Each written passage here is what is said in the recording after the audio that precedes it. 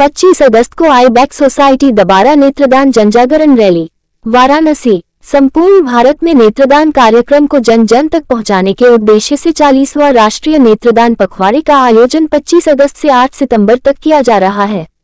स्कूलों, उद्यानों आदि स्थानों पर लघु फिल्म, नुक्कड़ नाटक, बैनर, बोर्ड आदि माध्यम से जनता को जागृत करने का प्रयास किया जाएगा।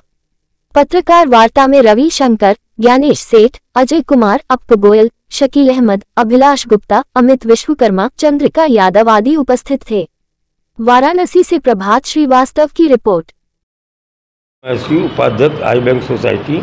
सर, इस प्रकार का जन जागरण रैली निकलने जा रहा है, अब कब निकलेगा? हर साल 25 अगस्त से लेकर 8 सितंबर तक 15 दिन का चलता है। उसमें हम लोग का 25 तारीख को स्टार्ट हो रहा है। रैली से स्टार्टिंग होगी शास्त्री नगर से, शास्त्री उद्यान से रैली हम लोग की शहीद उद्यान तक जाएगी सुबह 6 बजे। उसके बाद हर दिन के अलग अलग कार्यक्रम हैं। ये कार्यक्रम 8 सितंबर तक चलेंगे। क्या कहेंगे? इसमें मेन रहता है कि अवेयरनेस पैदा करने के लिए हम लोग स्कूल है, पार्क है, हॉस्पिटल हैं, इन जगहों पे जा कर के अवेयरनेस पैदा करेंगे जिससे लोग नेत्रदान के लिए प्रेरित हों। मैं डॉक्टर ऋषभ शाह, एक नेत्र प्रत्यारोपण सर्जन यानी corneal transplant surgeon Shah hospital में कार्यरत हूँ। ऋषभ जी, 40वां राष्ट्रीय नेत्रदान पखवाड़ा के लक्ष्य में आज प्रेस वार्ता रखी गई है। क्या निवेदन करना चाहते हैं लोग, क्या अनुरोध करना चाहते हैं? एक कॉर्निया ट्रांसप्लांट सर्जन होने के नाते मैं हमेशा ऐसे मरीज़ों को ट्रीट करता हूं जिनको नेत्रदान वाली पुतलियां लगाई जाती हैं, और मेरे इन मरीज़ों के साथ अनुभव ये एक उनके लिए एक ज़िंदगी बदलने वाला अनुभव होता है। किसी अंधे व्यक्ति के जीवन में रोशनी दोबारा आती है, ना केवल उसके जीवन में मगर उसके पूरे परिवार के लिए एक बहुत ही रिलीफ होती है। ये कार्य कॉर्निया ट्रांसप्लांट तभी संभव है जब कोई मरणोपरांत अपने आँखों का दान करे, नेत्रों का दान करे, तभी हम लोग अस्पताल में ऐसे मरीज़ों का ट्रीटमेंट कर पाते हैं। इसके तहत आप लोग क्या करने जा रहे हैं? इसके तहत 40वां इस बार पखवाड़ा है, तो हम लोग इस आने वाले 14 दिनों तक कई ऐसे अवेयरनेस एक्टिविटीज़ करेंगे, रैलीज़ करेंगे, डॉक्टरों के साथ भी CME करेंगे, उनको कॉर्निया ट्रांसप्लांट की ट्रेनिंग देंगे, और साथ में स्कूलों में, ICU में, अस्पतालों में एक मुहिम चलाएंगे अवेयरनेस की, जिससे लोगों को पता चले कि कॉर्निया ट्रांसप्लांट क्या होता है और इसके लिए एक्सेप्टेबिलिटी लोगों के लिए बढ़े।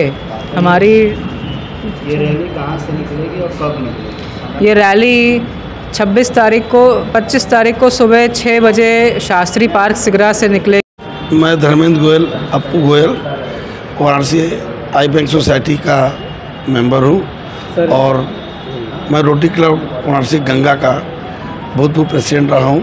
सर, आज यहाँ प्रेस वार्ता रखा गया है 40वां राष्ट्रीय नेत्रदान पखवाड़ा को लेकर।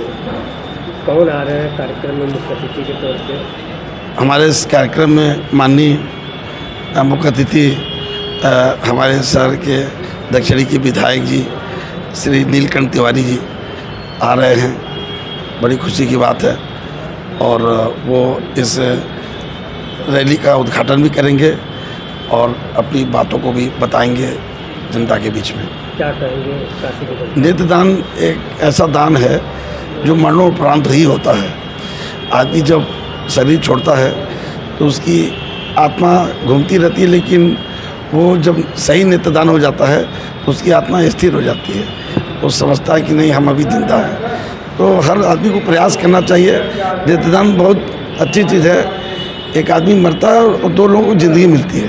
वाराणसी आईबैक सोसाइटी और पूर्व सचिव, संयुक्त सचिव आईबैक एसोसिएशन ऑफ इंडिया। आज किस प्रकार का किस कार्यक्रम को लेके प्रेस वार्ता रखी गई? देखिए, ये एक राष्ट्रीय कार्यक्रम है जो कि प्रत्येक वर्ष 25 अगस्त से 8 सितंबर तक पूरे देश में मनाया जाता है। इसको हम लोग राष्ट्रीय नेत्रदान जन जागरण पखवाड़ा कहते हैं। अब की बार इस पखवाड़े में जो आदेश आया है संयुक्त सचिव और भारत सरकार, केंद्र सरकार से, वो ये है कि जो आँखें मिलती हैं उनमें हॉस्पिटल कॉर्निया प्रोग्राम, माने जो मिले, जो वॉलंटरी डोनेशन होते हैं, उनके अलावा जो डेथ हो रही है, जैसे कि आकस्मिक निधन हो गया, रोड एक्सीडेंट हो गया, या किसी को हार्ट अटैक हो गया, या किसी को चोट लग गया और आईसीयू में भर्ती हो गया। तो जो यंग डोनर होते हैं जिनकी अननेचुरल डेथ होती है, सुसाइड वाले विक्टिम्स जो होते हैं या बर्न वाले होते हैं, तो ऐसे लोगों की आंखें समय के अंदर सुरक्षित नहीं हो पाती हैं। कारण उसका यही है कि अभी तक उत्तर प्रदेश में, जो कि सबसे बड़ा राज्य है, वहाँ पर ये जो ह्यूमन ऑर्गन एक्ट के अंतर्गत जो प्रिज्यूम कंसेंट और रिक्वायर्ड रिक्वेस्ट लॉ जो पार्लियामेंट में पास हो चुका है, इसके ऊपर जो काम बाकी प्रदेशों में हो रहा है, जहाँ से 50,000 से 60,000 आँखें मिल रही हैं। आंध्र प्रदेश, गुजरात, तेलंगाना और बम्बई, महाराष्ट्र में बहुत सारी आँखें मिलती हैं, परंतु उत्तर प्रदेश में मात्र 1200 से 1300 आँखें ही प्रतिवर्ष मिल पा रही हैं। जबकि यहाँ अंधता का कारण कॉर्नियल ब्लाइंडनेस नंबर 2 है मोतियाबिंद के बाद। तो हमको चाहिए करीब 1 लाख आँखें प्रतिवर्ष, 50 से 60,000 आँखें मिलती हैं। और उत्तर प्रदेश में जो सबसे बड़ा राज्य है, वहाँ हम लोग को आवश्यकता है कम से कम 5,000 आँखें प्रतिवर्ष की। तो जब तक हॉस्पिटल कॉर्निया रिट्रीवल प्रोग्राम नहीं लागू होगा, प्रत्येक अस्पताल में जहाँ आईसीयू है उसको जोड़ना है। और जो हमें आँखें मिल रही हैं पूरे प्रदेश में, उनकी एक कॉमन वेटिंग लिस्ट बननी है। जैसे कि कोई व्यक्ति वाराणसी आई बैंक सोसाइटी जो कि 36 वर्षों से काम कर रहा है, इसमें यदि पंजीकृत होता है, जहाँ 16 से 18 जिलों के अभी तक 11,000 मरीज का पंजीकरण हो चुका है, उसमें करीबन 10,000 से अधिक आँखें लगा चुके हैं।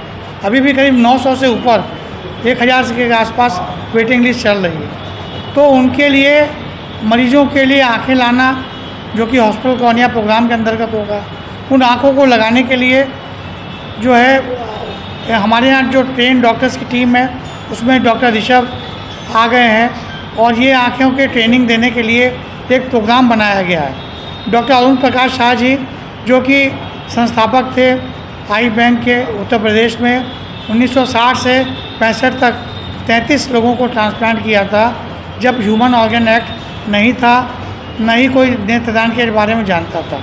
उस समय के भी मरीज अभी तक जीवित थे, रामबरन जी, जिनकी मौत अभी 1 साल के अंदर हुई है। तो कहने का मतलब ये है कि जीवन के साथ भी और जीवन के बाद भी